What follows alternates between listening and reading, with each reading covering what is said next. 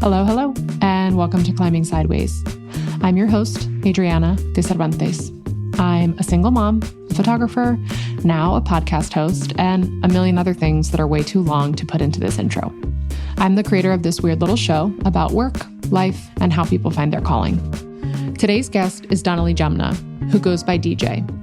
They are an educator, technologist, and storyteller who enjoys working at the intersection of abolitionist education and socio-technical design.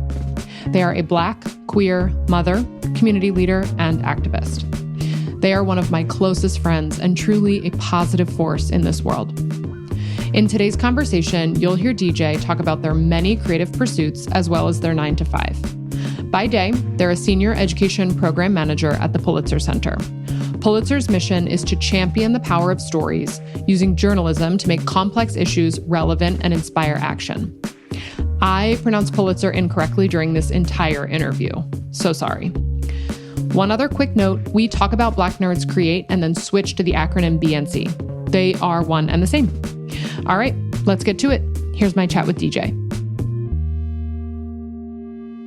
Because the world is such a crazy and insane place right now, I am starting to ask people about bright spots before we fully jump into the interview. So, what are your bright spots right now? What are some things that are bringing you joy? I am someone that actually loves Valentine's Day. Whatever, not the sort of commercialization of it all, but I love love. And so something that's brought me joy this week has been like prepping the Valentines for my kids to take to class and then seeing just the variety children are bringing in now. Like some parent, I guess, they did balloons for everyone. Like she came back with a helium balloons. It's a Valentine. And I was just like, that seems like a lot of effort. She got some bookmarks, like it's just not candy necessarily. So that's been fun and cute. And then there are a couple friends in the neighborhood that are not in her class that we like walked around and put Valentines in their boxes too. That's cute. Like in the mailbox? Yeah. So yeah, that's a thing that's brought joy. And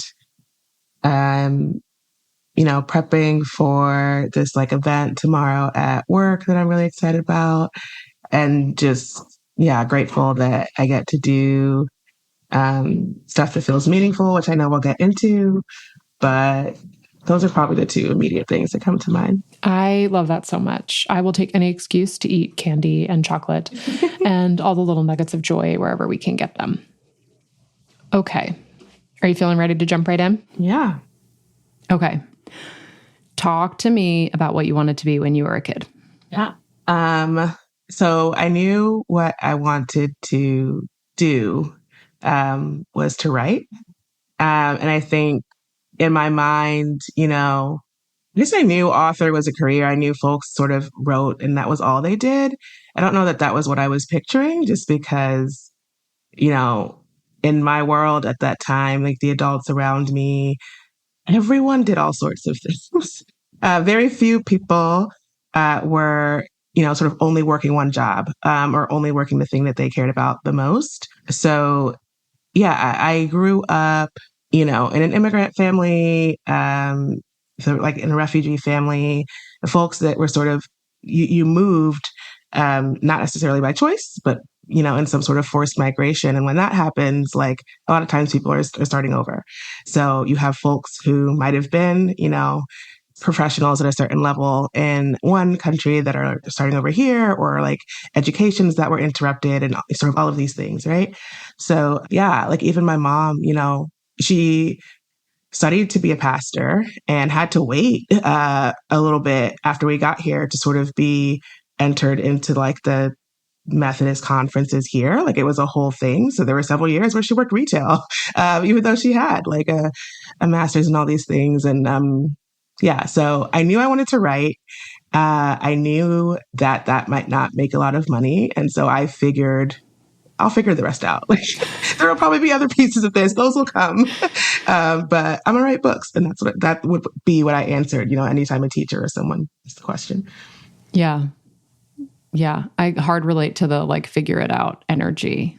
So then talk to me about what you do now. What's your title? And then talk to me about the path you took to get there? Yeah. So my title in my full-time role currently is Senior Program Manager, which is a very general title. I can't wait till I listen to your interview with, someone has the exact same one. But in my case, this is at a journalism organization, a nonprofit. And I work on the education team. So I'm a senior program manager of education programs. And I work to try to connect like teachers and students with this awesome journalism that we support, with a bunch of the like resources we have available. I make some of the resources, like I do a lot of like lesson plan writing and curriculum writing and hold events. And yeah, there's a lot of pieces to it, but I get to work from home and just think about programming that both like connects people to these really big issues that are important to us and like important around the world, and then also to one another, trying to build like teacher networks and help folks feel less alone in the chaos of right now. So yeah, that is what I do at Pulitzer Center. And your job originally started specific to 1619 Project, but is not limited to 1619 programming anymore, right? Yeah. So when I came in, my org was an education partner for 1619 Project, which for those who may not be familiar is a project out of New York Times Magazine that's looking at legacies of slavery in the United States. So, that was published in 2019 and they had done some work with Times Magazine on it, and they were expanding that work and looking for someone to help with it. So that's the role I applied for. That was sort of the bulk of the work for several years. It's still something that I'm working on. The event tomorrow is a 1619 event, but I've also had the opportunity to like expand and do similar programming in our other focus areas, especially like our AI education and helping, teachers and students kind of plug into our AI accountability journalism and, all sorts of like human rights, climate across the board. So it's been cool to just think about all these different major issues and what it looks like to engage with them. We've worked with like kindergarten, even like pre-K, up through high school, and you get work with colleges and universities too. So kind of the whole. And you're mostly working with the educators? I mostly work with educators, but we do have like programs for students and like other folks on my team whose work focuses on like student first programming. Interesting. Yeah. Okay. So then tell me how you go from wanting to write to making these educational programs. Yeah, I guess. Yeah. I started to fill in that vague piece of it, right? Of the, what happens, while you're writing. But after high school, I went to college and I did study creative writing in school, which is great and made me really happy. But I also, I don't know if it was doubt, anxiety, I don't know what, that had me sort of like, I can't just do writing. I can't just do writing. So I also studied psych. I was a psych major, and I did find that research interesting. I found most of my classes interesting. I like doing what I now call people work and sort of, learning about why and how folks like choose to live in a certain ways. So that's what I studied. But when I was coming to graduation, I didn't feel ready to go to grad school. I didn't necessarily know what area of psych I might want to continue working in. If I wanted to do research, what else you could get paid to do with such a degree. So even as you were finishing undergrad, you had thoughts of grad school in your mind already? Oh, yeah. I mean, because that's sort of how I had a lot of friends that kind of went straight from like undergrad to grad. They had a vision, I guess, like they knew they wanted to be maybe like a counselor, like PhD, whatever. Something that requires a graduate degree. Yeah. I hadn't quite figured that out. And I had an advisor at the time that was like, listen, don't force yourself to go right away if you don't know yet. That's great advice. Yeah, it really was. And so at the time, in addition to my classes, I had been doing a work study with a program called Jumpstart that worked with preschools in Harlem. I think it was national, but I was working at a preschool in Harlem through Jumpstart and like supporting the classroom, learning a lot about education and educational equity and some of the work people were doing in like teaching, which is another, type of people work. And so I was really into that. And what I ended up doing immediately after graduation was going to Teach for America. And I taught in the Arkansas Delta. So shout out Pine Bluff, Arkansas, and everyone who was a part of that journey. But yeah, that's how I got into teaching and stayed in the classroom after my, initial 2-year commitment, and eventually started coaching like new teachers coming in, younger teachers, first with Teach for America and then with a program out of University of Arkansas. And so because that program was out of University of Arkansas, I was technically an employee. I could use like the employee benefits. And that is when I went to grad school. Amazing. For educational technology, because at that point I had been in the classroom and I had seen like, oh, I am using a lot of interesting tools here, sort of being like marketed all the time, going through all these trainings. And I have questions about sort of who is designing them and like, what makes them useful and just like all this whole process. Like it was clear to me even in 2017, 2018, that like we were approaching a space that really concerned me in terms of like technology in the classroom and what we were putting in front of kids and expecting them to use. And so I was really interested in ethical tech. And that's how that journey started. So yeah, I guess I should say, when I say coaching teachers, if folks do not know what that means, we were a non-traditional program. So we had folks that were coming in, maybe they had other careers first, maybe they were just out of school, but they didn't necessarily go to, grad school for teaching. So they're kind of learning as they go. We had an initial training over the summer, and then in addition to their principals and the folks that are helping them in their building, there were coaches like me that would go into their classrooms with them. So I would observe, I'd give feedback. We'd do like practicing everything. That's why you were driving all over the place. Oh, yes. Oh, yes. Practicing everything from like parent conversations to like your next lesson, building things together, seeing how they improve. So yeah, I was driving all over the state. I had maybe like 30 teachers a year. And I'm working with folks at all grade levels and all subject areas. So kindergarten, high school biology, whatever. So yeah, it was cool because I got to see a lot of classrooms. I got to see a lot of schools. I got to really get a sense of the landscape in a place that I think is just like really special, and difficult, like teaching in the South is not easy. Teaching in Arkansas is not easy, but there was just something about this feeling of like, if we can figure it out here, I feel like we can figure it out anywhere. Yeah. And so that was, that was really cool. And so when I was looking for jobs, this one at Pulitzer came up, and it was kind of different than what I thought I would be seeking. I was kind of looking in that tech space still and whatever, but it was a coaching thing, right? They're like, we need someone who can build a network of teachers that are, looking at this history and engaging with racial justice and like thinking about these questions. And I said, I can do that. And you were applying for the job at Pulitzer after you finished grad school. Yeah. Yeah, after I'd finished. So I'd finished, I was sort of like, okay, let me figure out what I can do with this tech degree. I've got 2 kids. Let me see if I can make a little more money, which is really, my sort of main push at that time to be looking at something else. And your grad degree specifically was educational technology?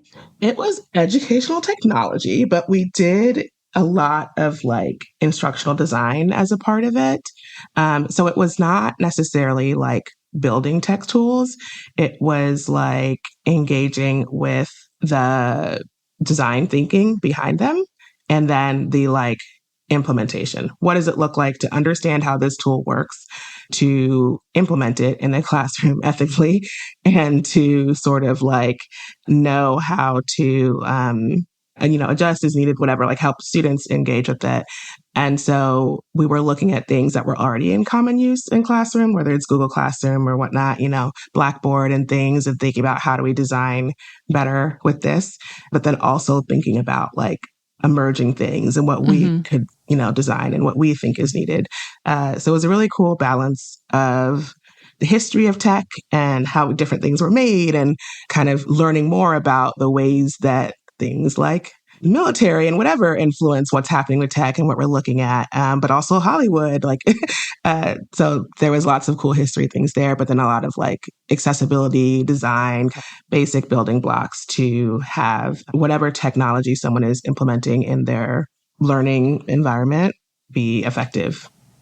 Interesting. And do most people who were like in your cohort stay in the educational realm, or do you think any of those people are going into like UX, UI, product design, and actually trying to create different tools? I think it's probably a split for sure, especially because, you know, UX route probably had some higher paying roles. I don't know. There were some good ones on like the like academic design thing too, but it was just like kind of what folks were most interested in. And so we did have some folks that were going and working at tech companies or even just, you know, like a Google or something, or for like tech nonprofits, for orgs that are kind of writing guides for teachers and sort of our trusted spaces that educators are looking to for advice. And then, yeah, folks that are maybe implementing it in different ways in other fields. Interesting. And then we talked about this briefly before, but you and I didn't discover until recently that from totally different paths, we both ended up getting a grad degree grounded in design thinking. Yeah. So I could sit and talk about design thinking as like a problem solving framework or a way to assess anything and everything that we touch, use, interact with in our day-to-day lives is like so interesting. Yeah, it was a lot of fun. It's been very cool to see how it is useful in my current role, but then also in the different creative spaces I have occupied. So like in addition to like, we have teaching, we have coaching, and then sort of getting into this role at Pulitzer Center. And while that is happening, for a long time, I'm not writing, or I'm like writing here and there. Whenever I have a journal that maybe poems go into, I would write newsletters for my cohorts, and that was kind of fun in terms of thinking through what is most useful for folks to hear right now on the good days and on the hard days in the classroom, and try to like pull both practical things and that piece of empathy in. Tried like blogging for a bit, different things here and there, but then got really consistent with it when I found an organization called Black Nerds Create. And at the time, they were very rooted in the fandom space and wanting to support Black creators, Black art, but then also engaging with media that everyone loves from like Black perspectives. And I was writing like fanfic and essays and other things kind of around these different fandoms that I loved, and just getting in that practice led to more writing in general and more reading. I started like reading again, which was lovely, and like thinking more concretely, what might it look like for me to write a book? What would I want to write about? And when I started working for BNC, my role was like programming role. So I was taking this sort of, you know, strategy and different things that I had from grad school, and then some of what I was doing at work. And again, thinking about like, what does it look like to create spaces where folks can come in and feel safe enough to like try something new. And what kind of spaces? Online spaces, physical spaces, online communities? Mostly online, but kind of both, because we would go to like cons and stuff and host like Black folks meetup at like Doctor Who convention. Could have a whole tangent on the Doctor Who. Listen, we could go into it. Yeah. But so those are spaces where it's like, you know, some of the people coming here will know us, some of them will not. You know, you're coming there because there's already something that is obviously connecting you all. But that was fun. And then, yeah, online spaces where folks are like sharing their writing, but also like engaging with, I don't know, I think some of the questions that lots of creators are having to think through right now. I think I was finding this joy in writing at the same time where it felt like a lot of things around me, you know, were falling apart in terms of society, in terms of politics, and trying to figure out, is what I'm creating, like, does that matter? Is it what I want to be working on and putting time towards now? And there's like other things that need my time. How is it helping me? All these things. Art does matter, you know, got there in the end. I always believe that. But it was cool to make these spaces where people could have those conversations with one another. And then also like look and study other Black artists, people that had lived through sort of different time periods and been creating through those time periods, and kind of think about what they were making and why and how it encourages us. So yeah, I kind of have these two sides of the thing going for a while. And even though BNC, we closed the org this past summer, so summer 2025, still really connected to that community and trying to figure out what that part of my work looks like moving forward.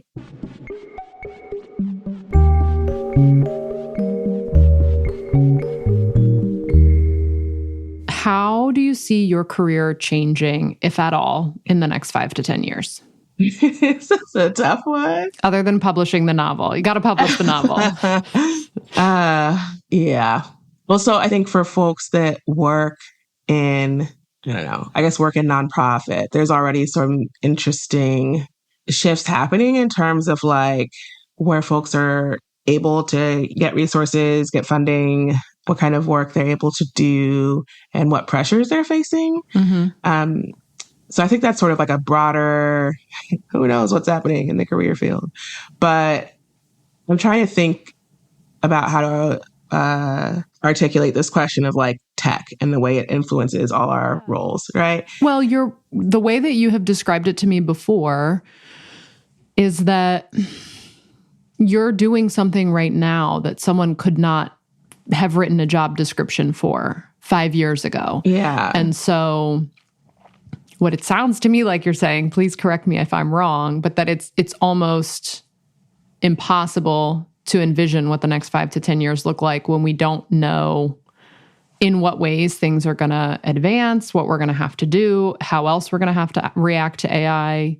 It could completely crumble. It could get better. Right. Yeah. I'm sort of like, it's like, there's so much that feels dependent on like how the public and also like our individual organizations, choose to engage and work through this. I feel grateful to kind of be at a place that's still putting a lot of value on the skills each of us as individuals brings, and also like the folks that we partner with and work with. So far, we've been able to like show really through the value of that and see people connect to it and continue with this like humanity first perspective.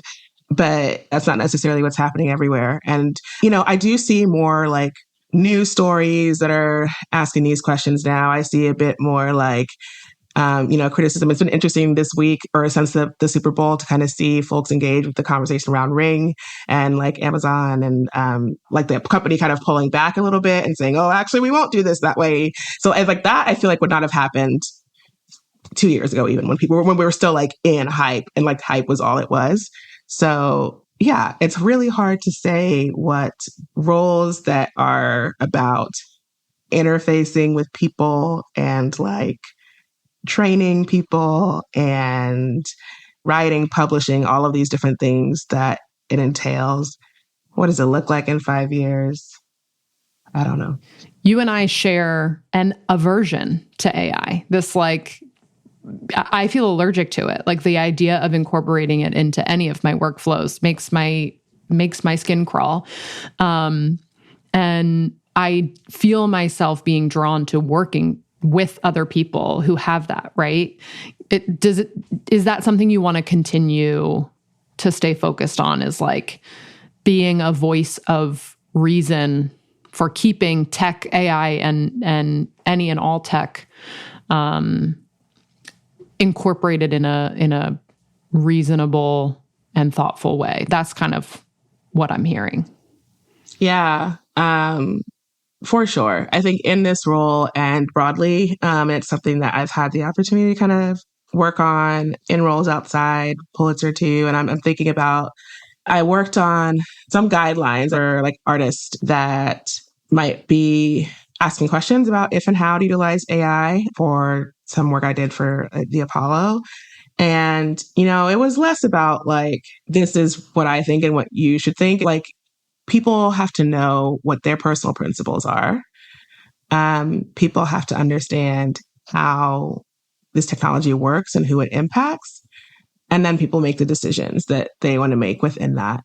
So I think that the tech is bringing up interesting, like, questions truly, across the board. And I hope that folks continue to make spaces to ask them and to talk about them in a way that's honest. Like, I want a teacher to be able to say, like, this is appealing to me because I am working 70 hours a week. And like, what do we need to do so that folks are not in that position? And honestly, having a conversation with like parents too, when my kid comes home with a picture that's been generated of them to like look older, because the teacher thought that would be a fun thing to do for like the 100 days or whatever. And I had to contact the teacher and be like, please don't put my kid's picture in an AI generated. Please don't do wild.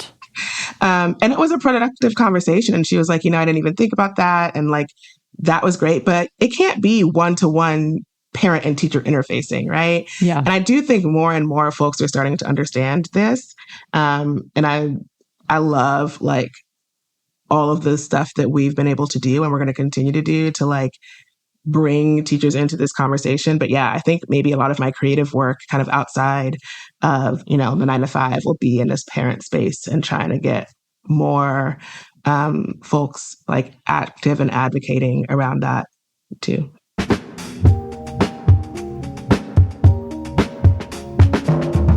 Okay. I have a question from Gabriel. He gave me 2 separate questions, so I'm going to let you choose which one you feel like answering. His first was... I'm going to answer both, right?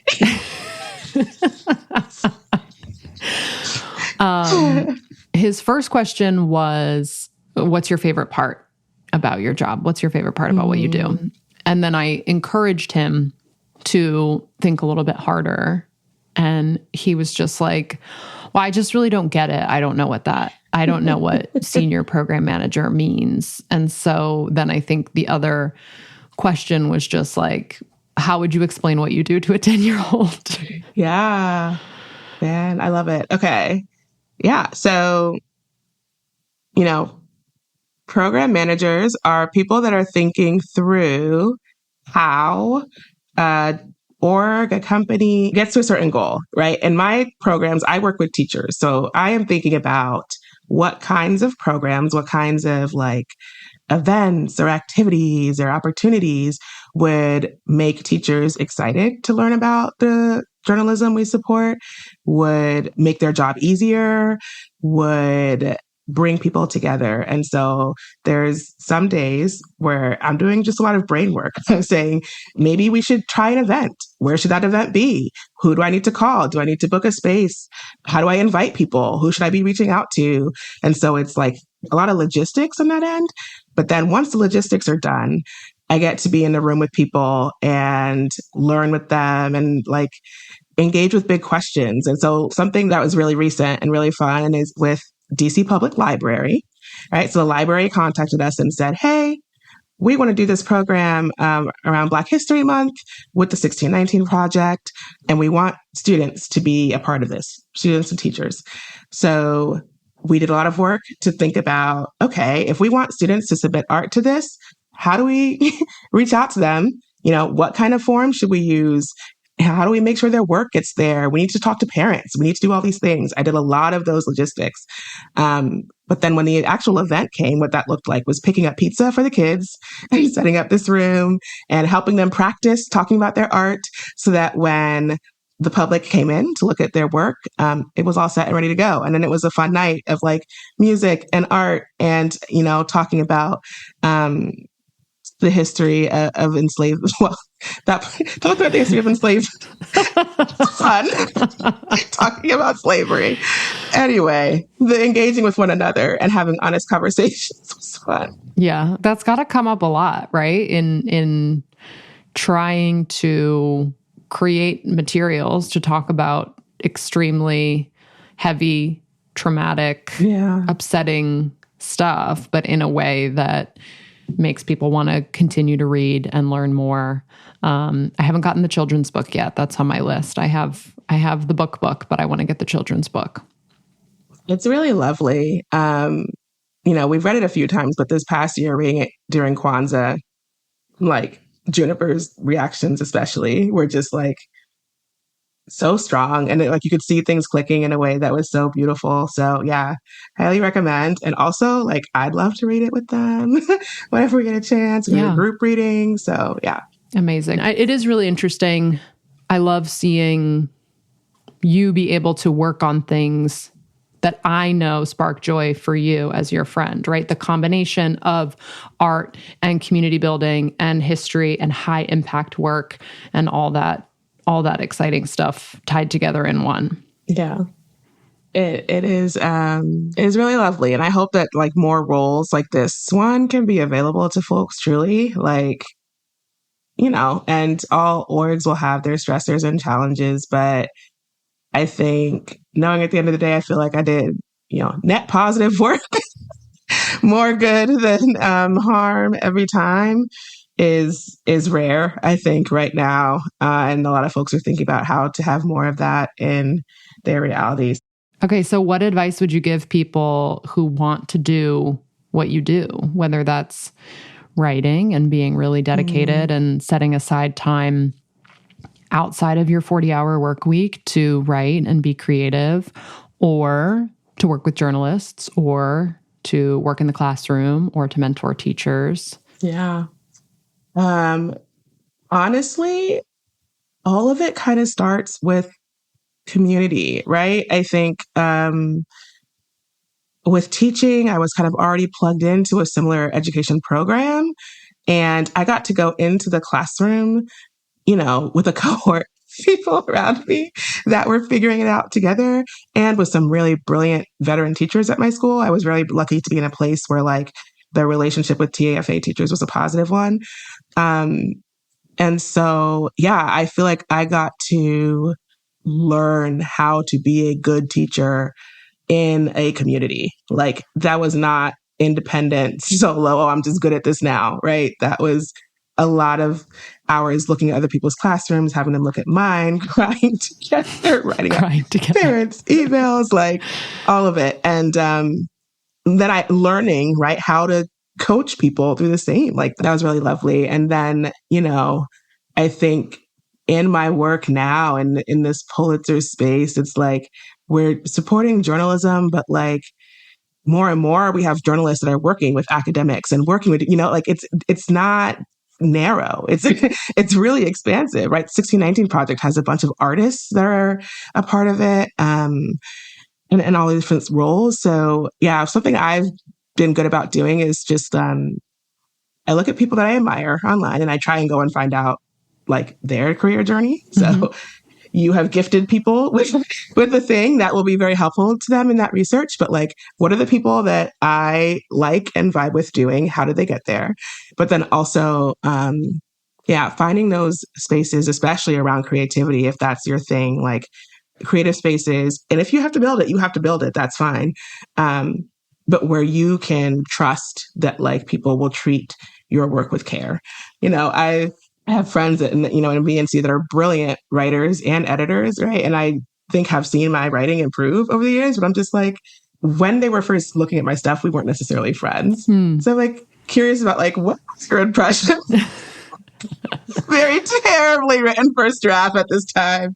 Now you're able to sort of give me feedback that's honest and clear and whatnot. But start with community, see what people are doing, you know, see their different pathways. You will be surprised a lot of the time and go from there.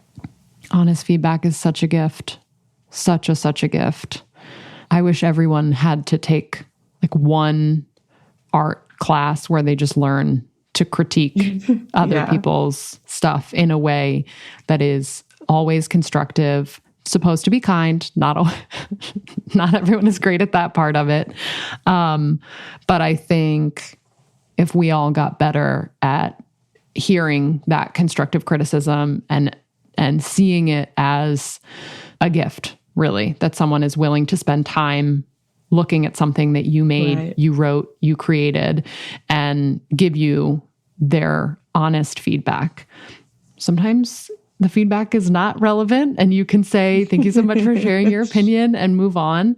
But yeah, I wish we could have more spaces where that was just kind of the norm. Yeah. Okay. Absolutely anything else you would like to share life, work, trying to strike a good balance between something you're reading, something you're binge watching, anything at all? Well, nothing profound. Sorry. Maybe something will come to me later. But in terms of what I am reading and kind of connected to maybe my last spiel, this BNC group, we have done for the last few years, like selected author reads, which means we're looking at one person and we're reading all of their work over the course of the year. We have done Octavia Butler, Toni Morrison, James Baldwin, and we're doing Zora Neale Hurston this year. And it's been so interesting. Like we started it, I think, as writers, you know, and just folks who were like, we read a few of these maybe in class, but like we were not given the like Black writing education, you know, that we could have had. So doing it ourselves. And that's been really lovely. And I have learned so much about like even how their writing evolved from first novel to last novel.